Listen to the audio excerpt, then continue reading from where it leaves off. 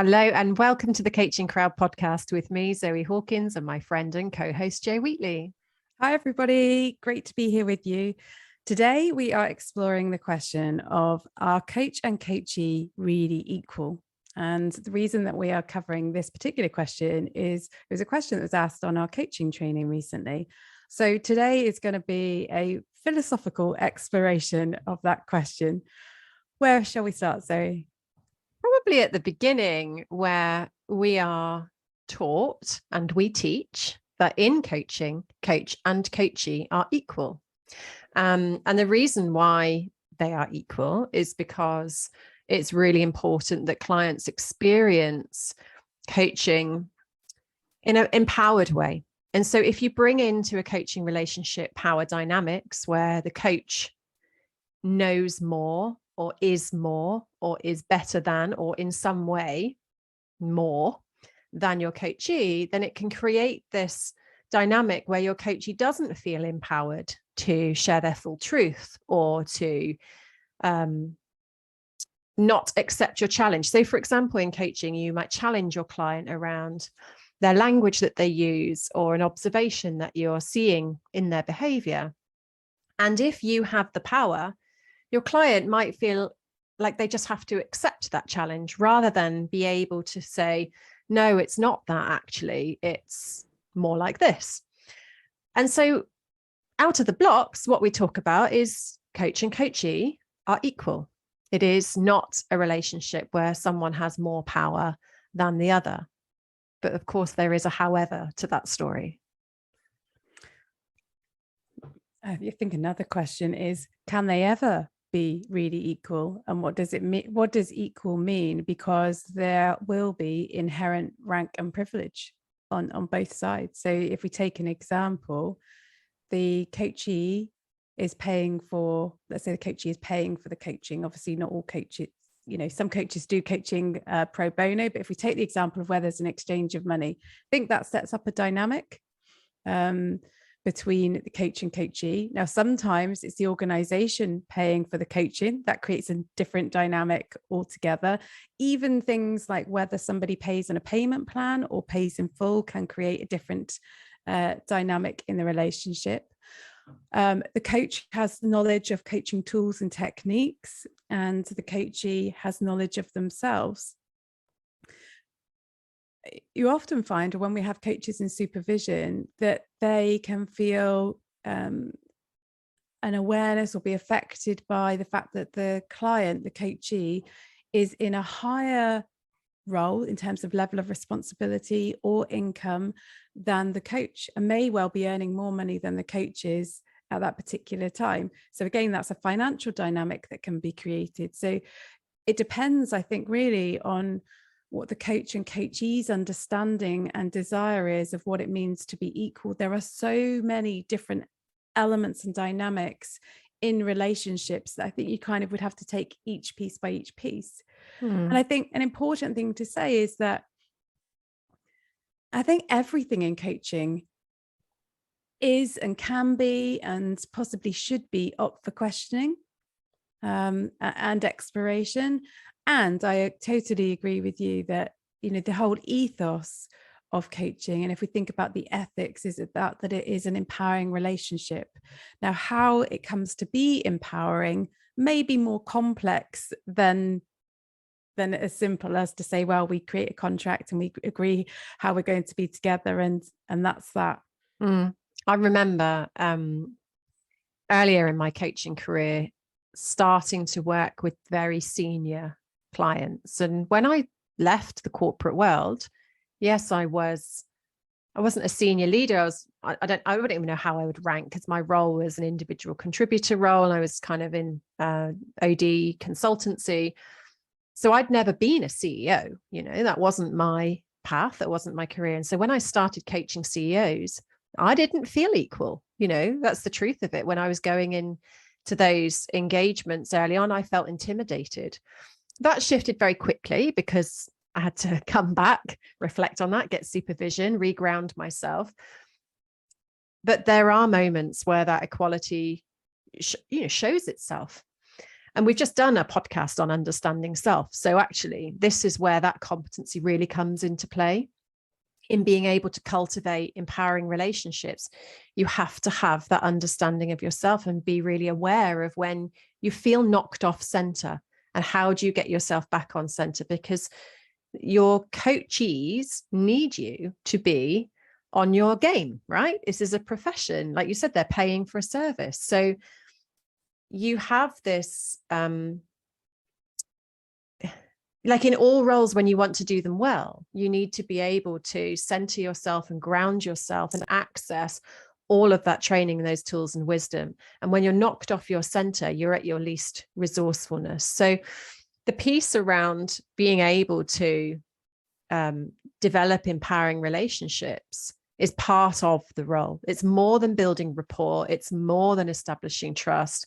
It's about yourself and who you are and how you show up to relationships, and having an acute awareness of where you are in the particular coaching relationship that you're in, and then being able to do something with that if it doesn't feel it's most empowering for you. I think you'll also see it showing up when some clients arrive to a coaching relationship in the first session, and what becomes clear is that they really want more mentoring at that point. You know, they want some quick answers. They want to get the wisdom. So maybe from the chemistry conversation or seeking you out as a coach, they've identified you as somebody that maybe has had a similar path, and, you know, that they could learn from. And if they haven't had coaching before, may have this kind of blurring of understanding around what mentoring is versus what coaching is. So then there's another question, which is, are mentor and mentee really equal? Yeah. And so I think really for us in our approach to coaching, it's about exploring with the client, what sort of relationship do we want to have? And even asking, who holds different rank and privilege in this relationship? And how do you feel about that? And I think this is where we need to think about inclusion and diversity as well. And, you know, the inherent feelings that people might have entering into different sorts of relationships with individuals. Absolutely. Yeah. And I think there's that piece around, I think what we're alluding to here is, what is the client's reality? You know, have they existed and grown in a corner of society where they have not experienced having rank, privilege, power, equality? And what are they used to? And would they know if in this relationship it wasn't where it needed to be, because they're conditioned around what is and isn't acceptable?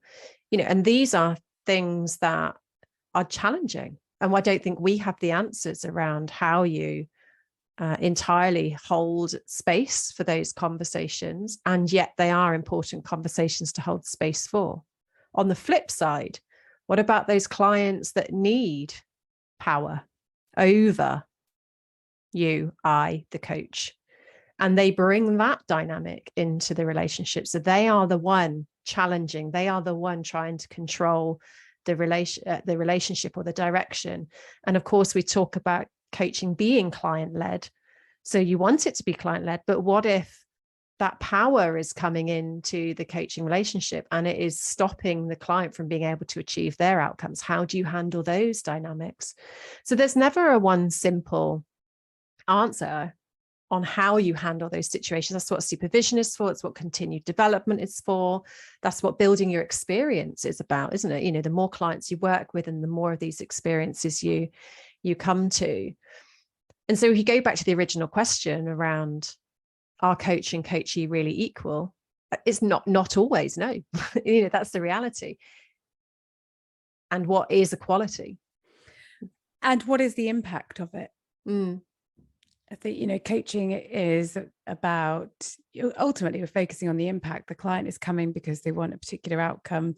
We know that the initial outcome that they want might change in terms of what they want as they develop their understanding of themselves and the situation they're in, the resources that they have, and how the world changes around them as well.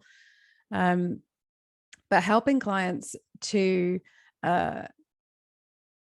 consider how they show up in different relationships can be a very powerful thing revealing and transformational thing to explore together in coaching, whatever the goal is, because whatever the client's goal is, it will inevitably have impact and rely on relationships with other people. And we talk a lot, don't we, on our programs around moving beyond good and bad into a place of helpful and unhelpful. So if a client does come to a coaching relationship and they're bringing their need for power, is that bad? Is it helpful? Different conversation. And that's where, you know, as you said, Jo, contracting with your client around what does this relationship need to be? What does it need to look like and feel like in order for you to be at your best and for you to be able to achieve your coaching outcomes? Would you like challenge? What's out of scope? What's in scope? And really defining and creating and co-creating that relationship together. And in co-creating the relationship, there is then, you know, an element of equality, or maybe not equality, equity. You know, what does that need to be for your coachee?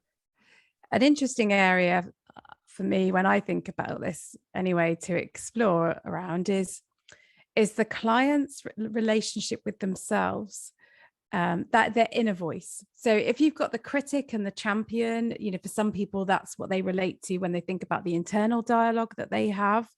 Well, are the critic and the champion equal? Do they want them to have an equal relationship? So I think in coaching, we always start with one thing, but then we might go a layer down and a layer down and a layer down. So for me, that's where, you know, I get really interested in terms of supporting clients. And the reason I get interested is because I don't know what the answer will be. You know, those are the questions that I think are really important to ask. The client doesn't know the answer when the question's asked. The coach doesn't know the answer, and you are suspended together in this whole kind of sea of possibility, and then exploring. You don't have to know the answer, but just exploring those different possibilities. What if it was this? What if it was that? And so on. And then what do you need? What sort of relationship do you need between those in order to achieve your goal and achieve it in the way that you will enjoy it ultimately, if that's the experience they want to have? Accountability often comes up, doesn't it? When you're talking to a client about how do you want the relationship to be, and some clients will be like, I want you to hold me accountable. And that always fascinates me in coaching, because on the one hand, I want to be great. Of course I can hold you accountable. And on the other hand is, what's that going to look like beyond coaching? You know, what is this thing around the need for accountability? And I guess what I'm sort of alluding to here is not accepting all things at face value, you know, but to really understand the complexity of relationship, and to have the courage to challenge and explore and adapt as you go through coaching relationships, to not just be of service to your client, but to help your client be of service to themselves. And, you know, we talk about that inner coach. You know, my desire for all my clients is that they don't need me or a coach beyond the coaching program, because they have ignited their inner coach and they can do that work for themselves. So they can get curious about their own behavior. They can challenge their unhelpful self-talk. They can hold themselves to account where they might need to be. So igniting that inner coach, I think, is where the real power comes from in a coaching relationship. So I hope you've enjoyed the debate that Zoe and I have had between ourselves there, just starting to explore this very wise question that was asked on our coaching training program recently, which is, are coach and coachee really equal? So if you enjoy this kind of discussions and you're thinking about training to be a coach, come and join us on one of our coaching training qualifications, where there is space to discuss and explore those questions and be supported in coaching supervision as the questions arise in the coaching practice. And you can find out more information about our next cohorts that you can book onto by visiting igcompany.co.uk.